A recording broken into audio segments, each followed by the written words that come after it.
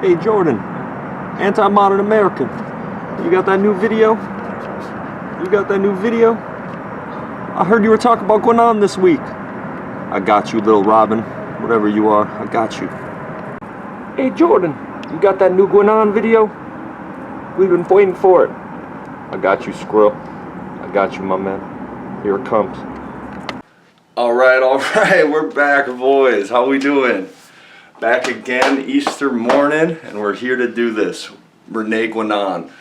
Doing another spirituality book, even though you guys hated Mircea Eliade, Sacred to the Profane. Trust me, I can tell the view difference between René Guénon and Mircea Eliade, okay? No fans of the Iron Guard in here. All right, I understand.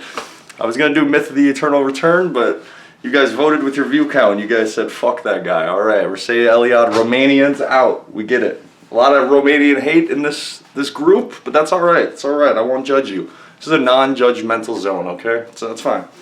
I'll remember that. No Romanians. Okay. René Guénon, Frenchman, all right? This is a little better. Boom. Boom. Spiritual authority, temporal power. You see that? Spiritual authority, temporal power, okay? Listen. Spiritual authority, temporal power. Okay, I'm going to do that joke one more time because I had to bring the clock all the way in here, so I want to make it worth it. Spiritual authority, temporal power. Okay, we're doing this. We're back, guys. Here we go. Here we go. I wanted to shoot this outside. I know it looks nice, but it's like 20 fucking degrees out. I've had this video loaded up for like a week, but I've been waiting for a nice day. There's been no nice day. We all want me to be outside. We all want to see the sunshine glistening off my face, my biceps, my pecs, and I understand that, but one more inside, you gotta understand I live in Minnesota. This is just what it is. All right, guys, I'm sorry. It's fucking unfortunate. We all want to see my gleaming traps in the sun, and I understand that, but not today, guys. All right, so you know I'm doing Being in Time's the other video we're working on right now. So we got Being in Time, spiritual power going on. Or spiritual authority. These are the two books we're working on. Next will be the part 2 of that. But like I said, this is going to take like 50 parts. So this is probably going to be about 5 parts. And then part 6 of Being in Time. And then we're going to go on to, God, what was the next one? It's an Evola book. I think it's going to be either Ride the Tiger or Mask and Face of Contemporary Spirituality. I have a list written down. I'm just not going to get it out. But I think it's one of those two. So we're going to be alright, guys. Everything's going to be alright? You guys doing good? We're good, alright. America's falling apart, alright? Zionist bankers are ripping us apart, sending immigrants into our country to drug us with fentanyl. It's alright. We're doing good. We're okay. It's alright. Everything's good, guys. Don't worry about it. Alright. Here we go. Alright. Preface. We're going through preface in chapter 1 here. Ordinarily, Guénon doesn't speak of current events, but metaphysical principles, okay? Although this study may be important for discussion about the relationship between religion and politics, a question only one particular form under certain determinate conditions of the relationship between the spiritual and temporal. So, what he's saying, just real quick, he's saying that the relationship between religion and politics, this is only one form of the relationship between spiritual and temporal. Okay, so he's saying within the metaphysics of being, there's going to be a lot of phenomenon that show up in the world, but these phenomena are all the same behind the phenomena, which is the relationship between spiritual and temporal powers. Okay, spiritual authority and temporal powers. You remember the book title? Hey, there we go. Nobody on either side will place questions on their true ground or distinguish in a precise way between the essential and the accidental, between necessary principles and contingent circumstances. Even some representatives of an authentic spiritual authority are affected by this confusion, losing sight of their true strength, which is the transcendence of the doctrine in which they are qualified to speak. We must distinguish a difference between principle and opportunism. So, he is saying that even let's just say we'll use Christianity.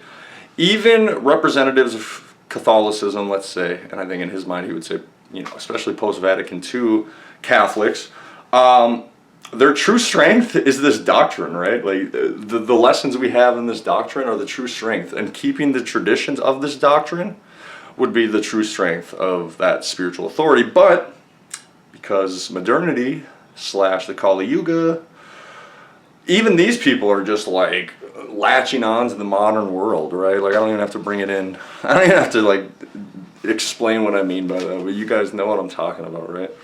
All right.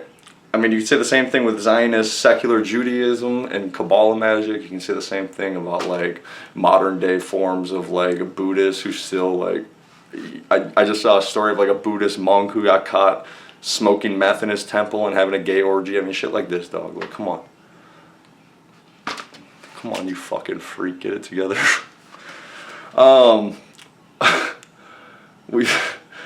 Alright, this part I thought was so funny. Honestly, if I was doing a video, I wouldn't have left this in, but I thought it was so funny that I just put it in, just for the fuck of it. So we must distinguish a difference between principle and opportuneness, he says.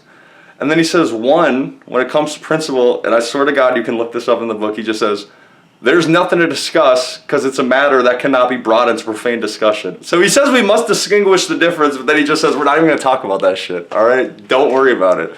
We're not going to bring that into the level of profane discussion. He literally just, I swear to God, he just says there's nothing to discuss here. All right? Mind your own fucking business. Don't worry about it. We're not going to talk about that here. All right? So that's principle. But opportuneness is only of the political / diplomatic order. All right, this has nothing to do with anything spiritual. It only has to do with the political realm, obviously. It's opportunity. It should not even be weighed against principle. It is of mere appearance and has no interest to us. All right, maybe there's someone out there who like gets this part more than me, but it basically just seemed like he said, we must distinguish the difference between principle and opportunist. Principle, we're not even going to talk about that fucking shit, okay? And two, don't even weigh opportunists against principle. It's mere appearance. It doesn't even interest us. Don't even fucking talk about that either. You just don't. I don't have time for this. Like, what are you talking about? Even though he's the motherfucker who wrote the book, it's like he brings up a discussion to just be like, yeah, we're not even going to talk about that. Fuck you, you fucking idiot. All right, good for Guénon, man. He's a fucking beast. I like his trolling. If that was supposed to be a troll or something, I appreciate it. As a 21st century fucking internet troll, I really appreciate that one going on. So I'm going to bring up a paragraph discussion about fuck you, don't worry about it. It should be understood this study will be a general scope that goes beyond all and any particular form assumed by temporal power / spiritual authority, according to time and place, all right? So it doesn't matter what time, what history period, what culture. What he's going to do is highlight what traditional authority and spiritual hierarchy looks like. Doesn't matter what race, doesn't matter what culture, what religion, what time. It takes the same form is what he's trying to say here. Okay, you get that? Spiritual authority does not need to be religious, just needs the spirit of tradition, which is interesting. I'm sure he'll get into that more. I don't think he talks about that right now. I thought that was interesting. I circled it. Yeah, he doesn't even talk about that more. But he just says it needs the spirit of tradition. It doesn't have to be a religion. Okay? Next, he says, because all modern tendencies are the antithesis or negation of tradition. Everything. So liberalism, communism, Zionist conservatism. This is all, it's just all garbage, man. It's just all fucking trash, man. What the fuck are we even doing here anymore, boys? The fuck are we even doing here? Alright. The errors that have been developed over the last centuries are far from being new. But in the past, it has limited effects, whereas today, these mistakes are a part of the common mentality and forming a state of mind that is becoming more widespread. And then he talks about the crisis of the modern world and the catastrophe coming if the mindset isn't rectified.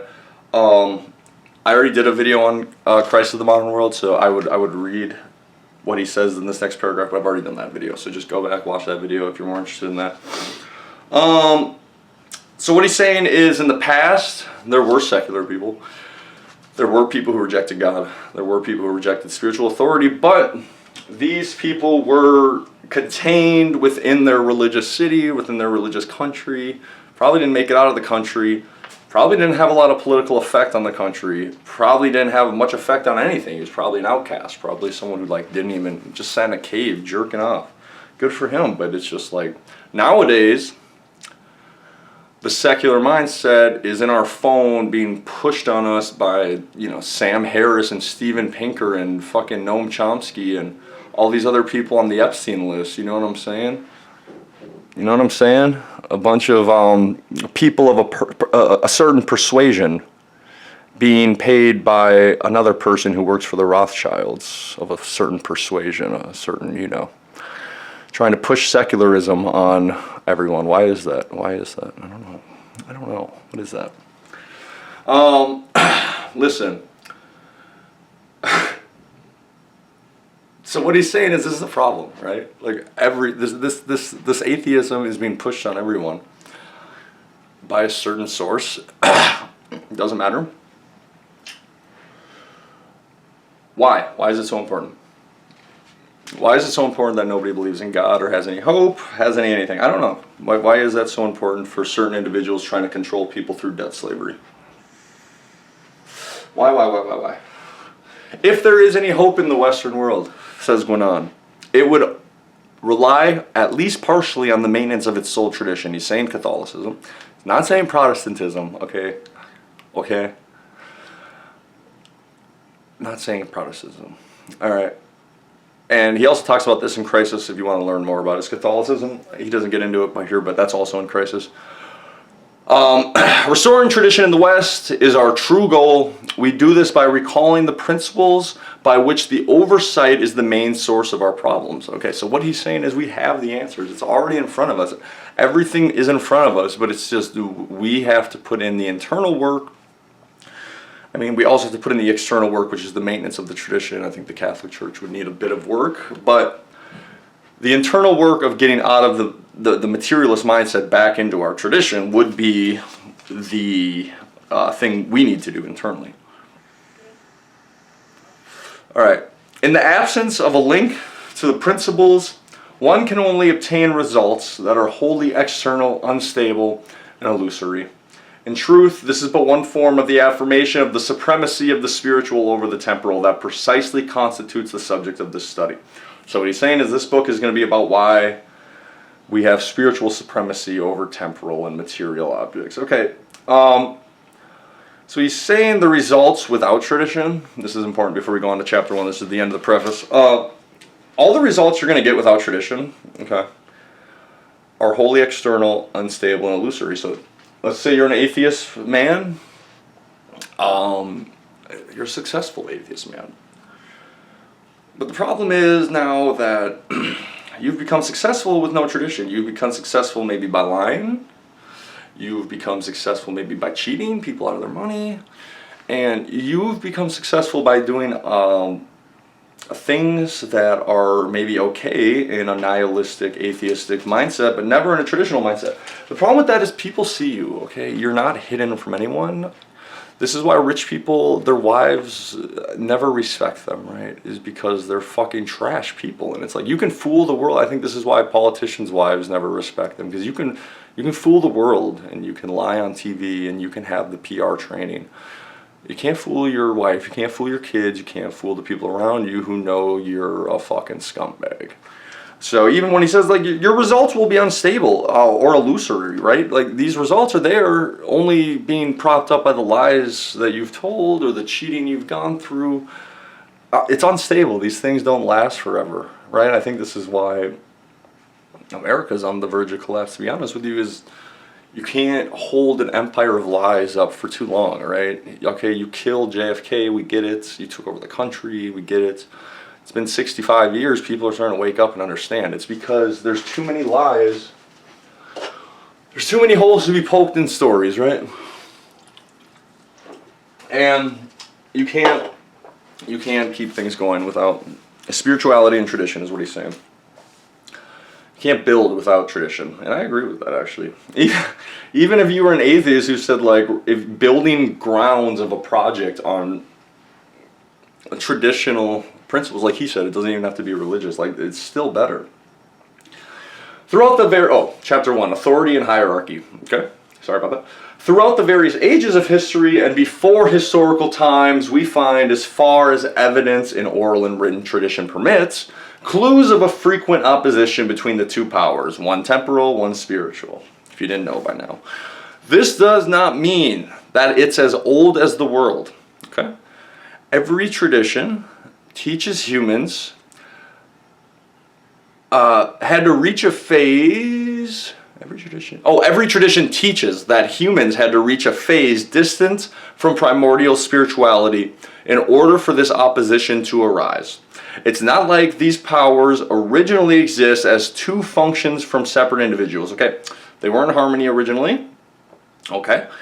Human beings didn't get this split until they reached a level of spirituality in which they could see this split. And on the contrary, they were two aspects of the common principle from which they both proceed, linked dissolubly in the unity of synthesis that was at once superior and anterior to their distinction, okay? So he's saying even in the beginning when they were linked in harmony, there wasn't one that was better or worse. They were the same at the same time. It's confusing, but he'll get into it. Okay. Hindu doctrine shows the beginning there was one caste, okay? Hamza was the name of the primordial caste, indicating spirituality with a very high degree, which, exceptional today, was original for all common men. He's saying originally, we were all just on this level of spirituality. Like, it wasn't even a second thought. We were just there, dude. We were just there. Okay. The same indication is to be found just as clearly formulated in the tradition of the Far East, as is shown especially in the following passage from Lao Tzu. The ancient seers had a mastery over logic, clairvoyance, and intuition. This force of soul remained unconscious. This unconsciousness of their inner force rendered their appearance majestic. Who in our days could by this majestic lucidity clarify the internal darkness? In our days, who could revive the internal death by his majestic life? They, on the other hand, carried the way, Tao, in their soul, and were autonomous individuals. As such, they saw the perfections of their weaknesses. The unconsciousness mentioned here refers to the spontaneity of the state, which at that time was not the result of any effort, and the expression autonomous individual should be understood in the sense of the Sanskrit term, I'm going to butcher this, Savachachari. He who follows his own will, okay? So an autonomous individual is he who follows his own will. Or, according to another equivalent expression in Islamic esotericism, he who is his own law, okay? Okay, and then repeat another one. Alright, and then we're going to go into this quote. This is, alright, this is a long one. But we're going to this, I got to read this whole thing. Okay, here. Alright guys, ready? The principle of the institution of caste, so completely misunderstood by Westerners, is nothing else but the differing natures of human individuals. It establishes among them a hierarchy, the incomprehension of which only brings disorder and confusion. And it is precisely this incomprehension that is implied in the egalitarian theory so dear to the modern world. A theory contrary to all established facts and belied even by simple observation, since equality is really nowhere to be found, okay? But this is not the place to enlarge on a point which we've already talked about elsewhere. This is Crisis of the Modern World, Chapter 6. I already did that. Go back. I think it's video 2 if you want to learn more about that, part 2.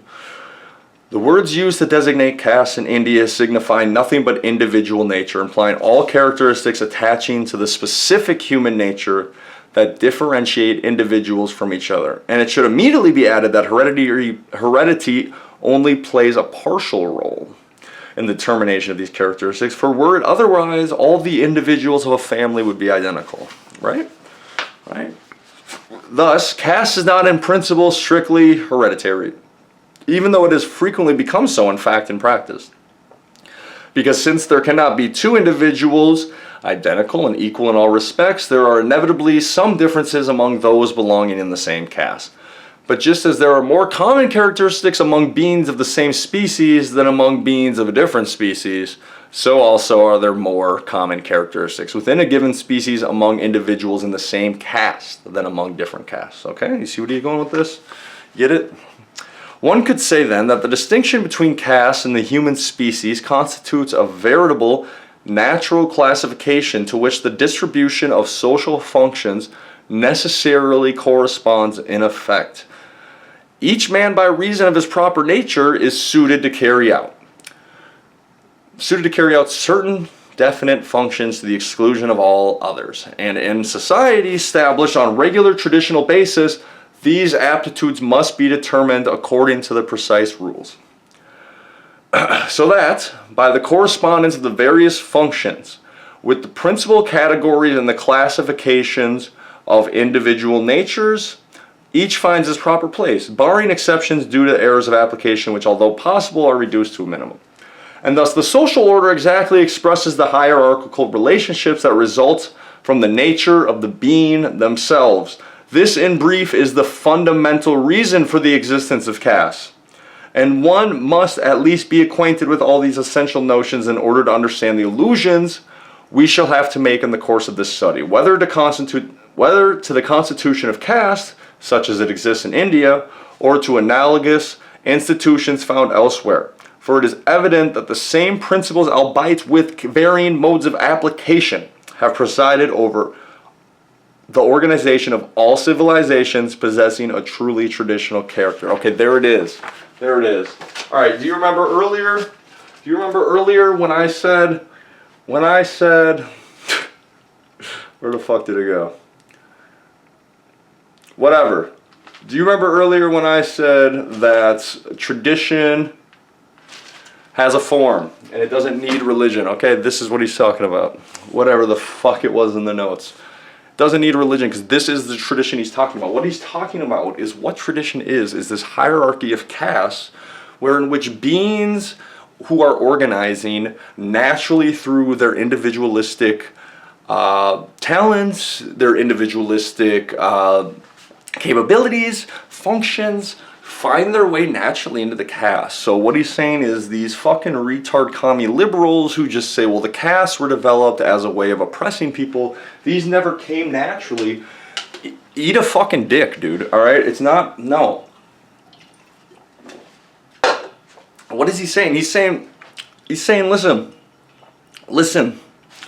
In the natural world, throughout all time in history, these things just came about, right? Like, I don't think 3,000 years ago or 10,000 years ago at Göbekli Tepe or whatever the fuck it was called in Turkey, this civilization that's 10,000 years old, these people did not sit around thinking, well, I just need to oppress the other people of my clan and fucking, the patriarchy dog, I gotta impress all these bitches. No. These people were just living their lives according to their tradition, to their God, to their existence. That came about naturally. These people weren't building ideologies, religious ideologies to oppress women and faggots. Damn it. I don't know if I have to censor that. All right, I don't care. I'm not censoring it. I don't get money off these. These people weren't building fucking hierarchies to oppress faggots and women and trannies. It just happened, dude. It happened because individually they were not able to build their way up the hierarchy for whatever reason, dude.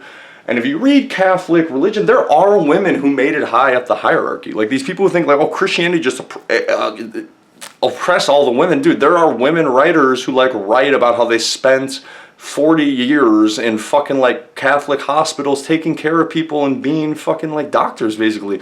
Like, dude, some women made it up the hierarchy. This is not even a fucking gender thing. This is not an anything thing. This is before there was DEI, before there was people forcing specifications into your hierarchy. This isn't I'm not talking shit about colored people. I'm just saying what DEI is saying this hierarchy is not going to come together naturally. We're going to tell you how much of something you need in the hierarchy, okay? If you look at a hierarchy and you go, okay, well let's say there's 10 levels of a hierarchy and here's level 2 right before the top, the big dog. You say, well, we need 50% of these people to be black or women. It's just like, well, why not just let it come about naturally, okay? Like and this is why people honestly do get scared of like the pilot shit, because it's like, we know if you're going to get 50% of the people in here that can't make it naturally, well, obviously you're doing that by lowering standards for them or letting them in where they don't belong. Because there's been black pilots for fucking 70 years, dude. Like, all right, like, we know black people can make it, but if you're forcing more black people to make it naturally, then the black people who didn't make it naturally are obviously not in their natural position in the hierarchy, and that's a fucking issue, dude. Okay? It's a fucking issue, all right? Because that's what communism ultimately is the destruction of all hierarchies. Not all hierarchies, because there's two levels of the hierarchy now, right? The haves and the have-nots. Haves and the have-nots. You got the fucking government control, and then you got fucking everyone else. So I don't know if you'll ever get really... I don't think you could ever get rid of hierarchies, dog. Like, it just... There's always going to have to be one person on top. I think this is what Foucault ultimately got to. Homosexual, AIDS, fucking child molesting faggot. Took him 70 years of left-wing commie faggot writing to just get to what... Imagine spending 70 years of your life sucking dick just to come to the fucking conclusion that there's always going to be a hierarchy. Can you imagine that? Can you imagine having to smoke fucking crack and suck dick for 70 years just to realize there's always going to be a dominant party?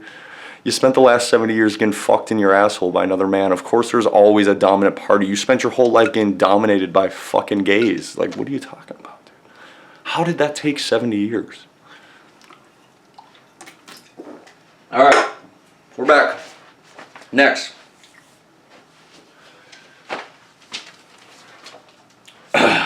Caste distinction / social functions, differentiations which correspond to it, result from a rupture of the primordial unity.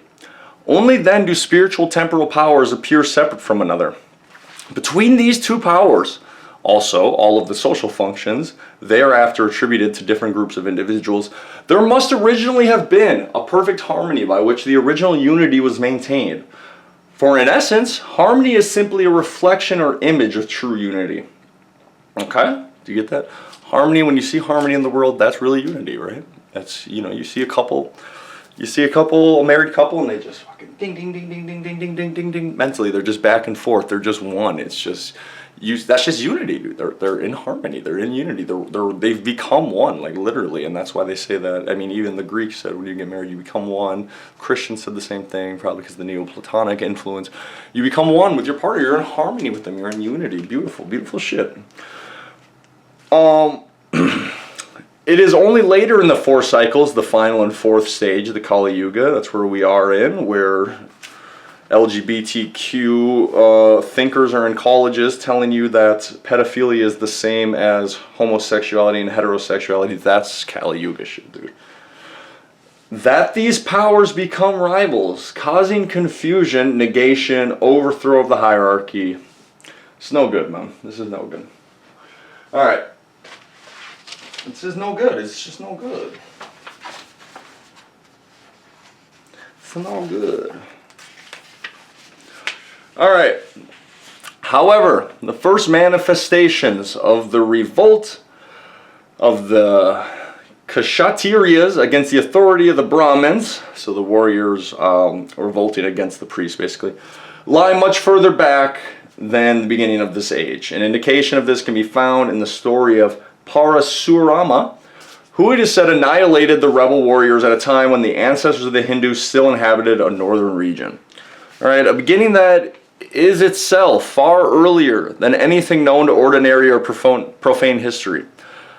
This opposition of the two powers, this rivalry between their respective representatives, was depicted among the Celts as a wild boar and a bear locked into combat, a symbolism of Hyperborean origin, and thus connected to one of the most ancient traditions of humanity, if not the oldest of all, the true primordial tradition, Hyperborea. This symbolism could give rise to many further reflections that would be out of place here, but which we will perhaps explain on another occasion. Meh. I like Venan's dismissiveness. Meh. We'll talk about that later, man. Fuck it. It should also be noted that these two symbols, the wild boar and the bear, do not necessarily appear in combat with each other or in opposition. They can also sometimes represent the spiritual and temporal powers, or the two castes of the druids and knights, in their normal and harmonious relationship. This is especially clear in the legend of Merlin and Arthur, who are in fact the boar and the bear. And we'll talk about this later in the Symbols of the Sacred Science. If I'm going to do that book, it's going to be a lot later. It's definitely not on the list of the next 10 books. I know that for sure.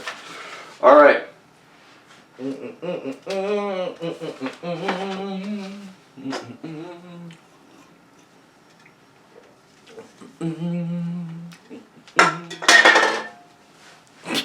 That definitely didn't fall. All right.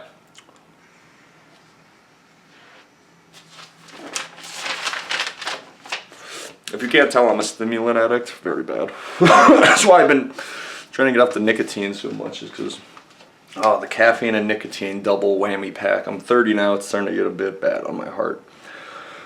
I need to quit one of them. All right. But we won't go back to origins. No, fuck that. All of our examples will come from recent epics, because the Kali Yuga started 600 years before Christ existed, okay? So this didn't come from Christianity, right? This is 600 years before Christ existed. This point of view must be kept if one wishes to remain in the true traditional orthodoxy, okay? You must keep this. The prevailing tendency is to treat the facts of the most remote period of history as legendary or even mythical. The same applies to other, for less ancient facts, since they are inaccessible to the means of investigation available to profane history. Today's education causes real mental deformity, okay? And people to think this way, but they should be able to take these facts at their symbolic value, which doesn't diminish their own reality as historical facts.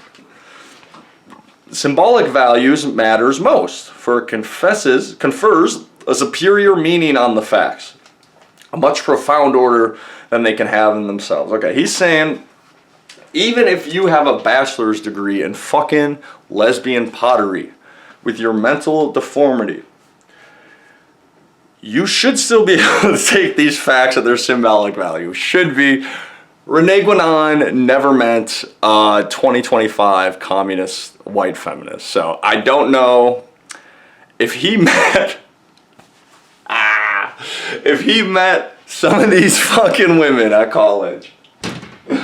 I don't know if he would still have that same opinion, okay? I don't know if he would still think they should be able to take the facts at their symbolic value. Dog, I don't know. I know you wrote this 100 years ago. I know things were different. I know women were probably a lot more intelligent 100 years ago. But dog, I'm telling you, I don't know if I agree with you on this one, dog. I just don't know. All right, all that is, whatever it may be, necessarily participates in universal principles. And nothing exists except by participation in these principles, which are the eternal and immutable essences contained in the permanent actuality of the divine intellect.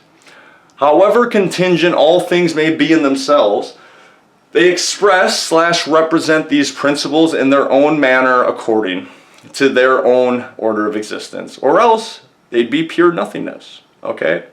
Do you understand that? Every phenomena in the world, okay, I'm just going to say this one more time, participates with these principles, okay? Everything. Or else they wouldn't exist, because everything is the pure principles, is what he's saying. So all things are connected/correspond to one another, so as to contribute to the universal and total harmony. Okay, everything. Remember, harmony is the reflection of the principle of unity in the multiplicity of the manifested world. So, in a world which exists in a multiplicity of manifestations, behind that, the unity and the harmony comes from their correspondence with the principles, which you may not be able to see, okay, is what he's saying, but that is what's behind the scenes. He's saying this is traditional orthodoxy. Okay. Their correspondence is the foundation of symbolism, right? Because these things correspond to principles, even if you can't see it, you can see the symbol, though. You might not be able to see the principle. You can see the symbol that's coming off of it. Laws of an inferior domain can always be taken as symbols for reality of the superior order, which is their ground/principle/end. Okay, I know that was hard. I'm going to give you an example here that he just said a lot, okay? And you got to understand with Guénon, Dude, it took me like a week to write 6 pages of notes because this shit is just so dense. Like, I think I might have said that. I don't know if I said this at the beginning. This book's 80 pages. We're probably gonna get about 5 videos out of this because each video is gonna take an hour and it's only 15 fucking pages I'm explaining. This dude is so dense. I love it. I'm just saying, like, when I read paragraphs like that, I know that was a lot. I'm gonna try to go over it one more time logically. All that is necessarily participates in universal principles. And nothing exists except by participation in these principles, okay? And these principles are part of the actuality of divine intellect. So these principles are divinity and the intellect of divinity, okay? So these divine principles, everything's participating with them. However contingent and random they may appear, they express these principles according to their order of existence, okay? And all things are connected as to contribute to the harmony. And this correspondence between the phenomena and the symbols that represent themselves, okay? He says these are superior orders and superior knowledge, okay? And what he means is like this. Now I'm going to give you the example since I went over it. Astrology and astronomy, okay? And we went into, once again, we went over this in Christ of the Modern World, but just real quick, because I'm not going to make everyone go back if you're just interested in this.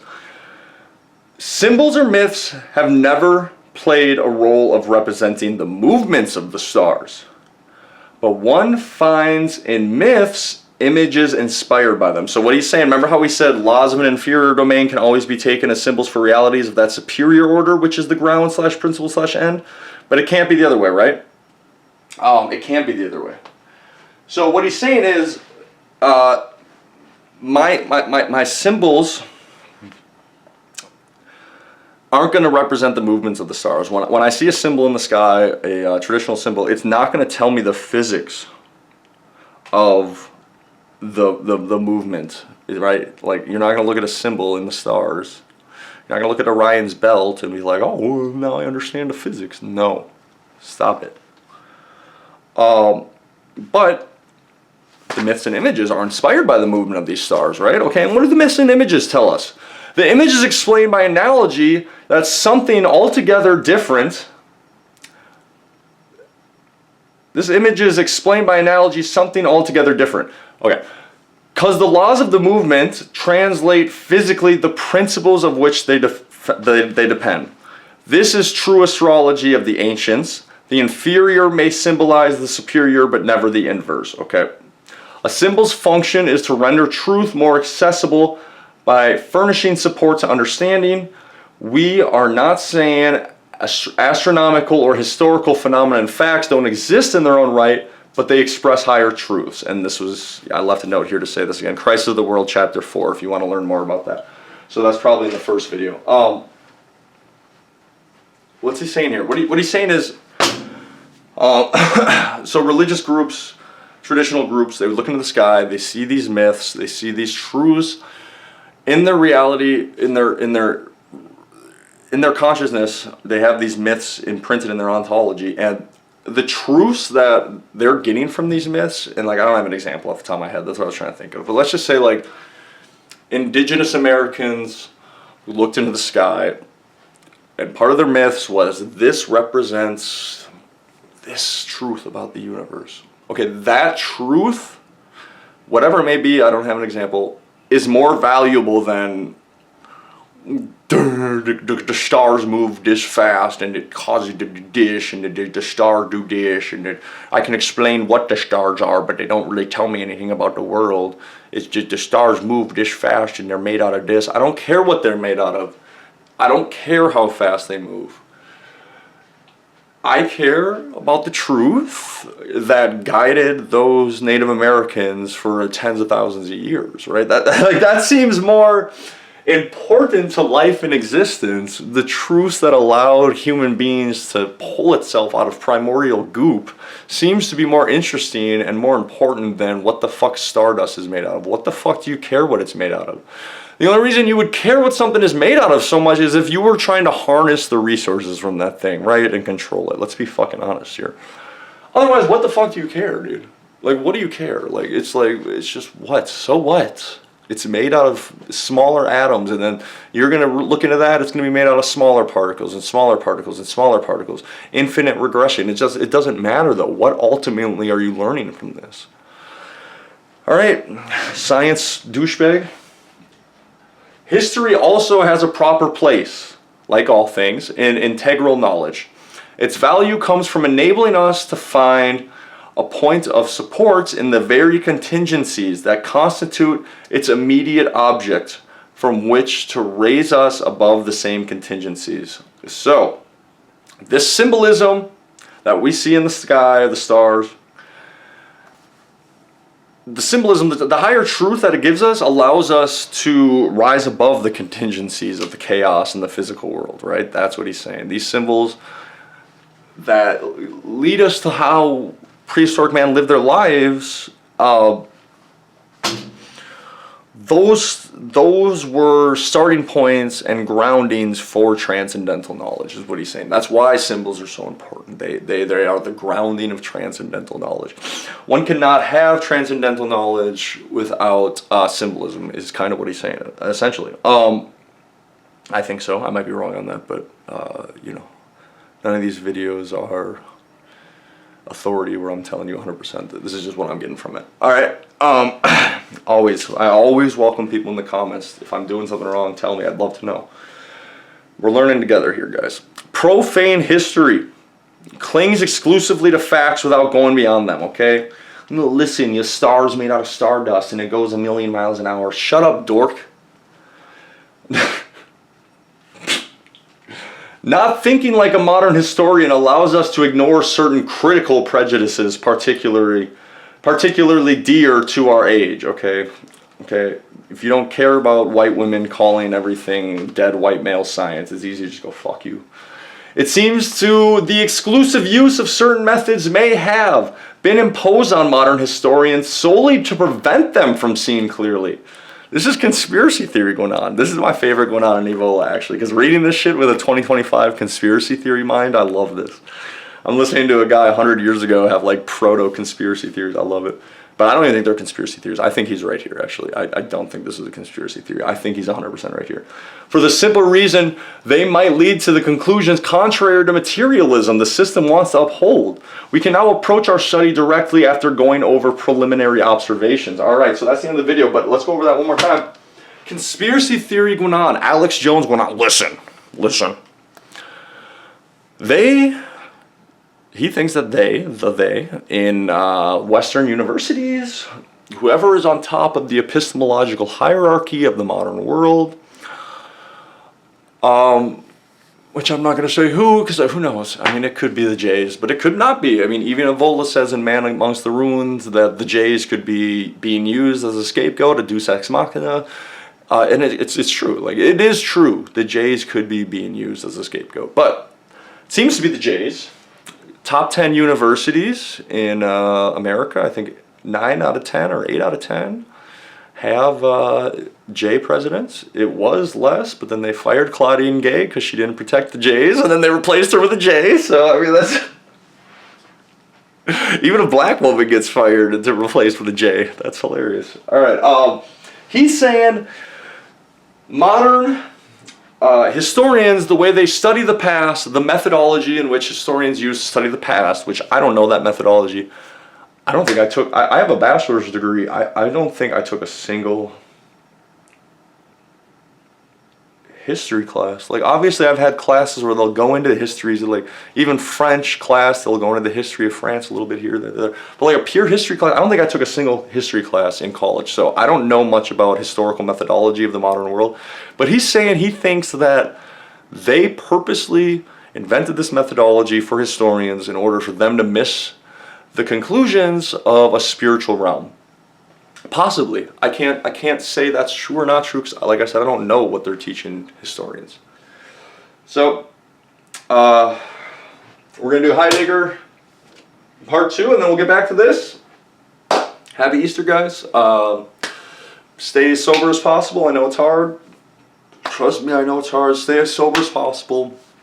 Find your tradition, find God. Do the right thing. And always sign a prenup. You know what these slimy ass American girls are doing, man. You know what they're on out here. All right, guys. Have a good one.